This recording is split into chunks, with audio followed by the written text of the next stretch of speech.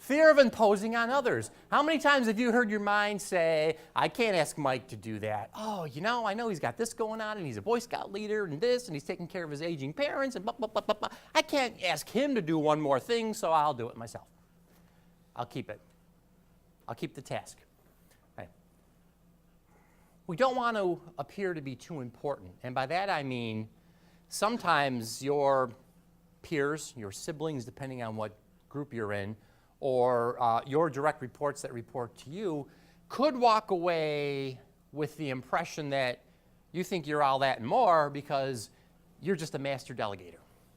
And you don't really do anything. Mike's laughing. He's been there. He knows. You don't really do anything but give things to other people to do. Ever have that happen in maybe in a work situation? You have your annual or your every 6-month performance review, and sometimes in an organization you sit down and if you look hard enough, long enough, you find that person who looks like, in a way, they got a lot done, but at the end of the day they did nothing because they gave it all away. Not always the worst thing, depending on where you are in the organization, but certainly a dangerous situation. I had an employment situation one time. I was working in the newsprint newspaper industry, which is evolving into a whole other world of its own right now. And no one really knew, besides me and the gentleman that I reported to, how much I was covering his. 2 minutes before a meeting, he didn't have a clue. 2 minutes before the end of the month and the numbers are due, he didn't have a clue. I kept doing all this stuff behind the scenes to make him, candidly, look good. And I didn't really want anything out of it. I just thought, it's my job. I report to him. I'm going to do a good job and see what happens. One day he finally came to me and he said, I'm going to recommend to the owners that you get a management position because they still don't know I don't do anything. And I don't want to blow my cover. Like, wow.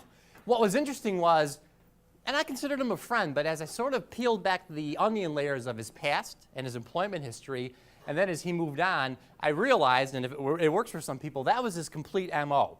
He always got into great places, negotiated great deals for himself, worked about 18 months, and then somehow the organization figured out he was doing nothing but looked really good, and they said, he's overpriced, he's too expensive, he's got to go. And he'd go on and get his next great gig. I don't know. I think you should write a book. So sometimes we don't want to look too important, like I can't be bothered with that. Many of you, I'm sure, know servant leadership, that concept, right? We're at the bottom. We're serving everyone else above us. We're not too important to do that.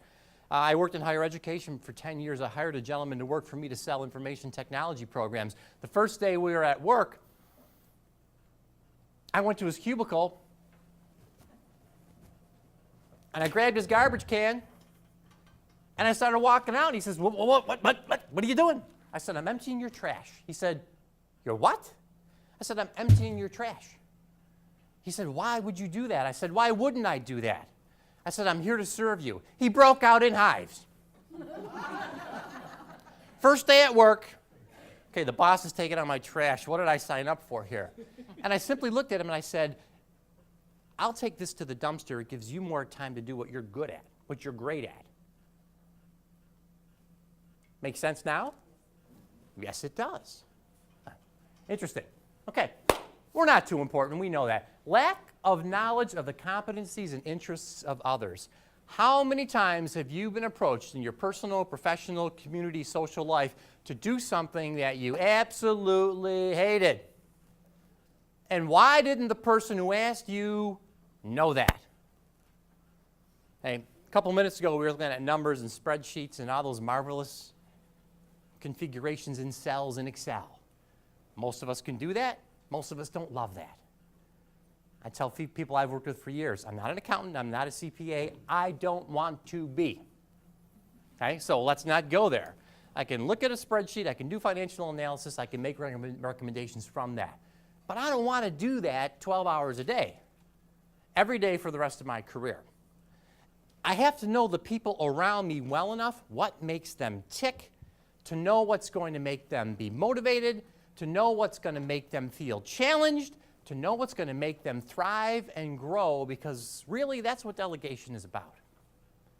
We shouldn't be walking up to people saying, could you please do this for me? We've got to adopt a mindset that says, could you help me do this, and here's what's in it for you. Make it a developmental challenge, if you will, or opportunity for that person, if there's a fit there.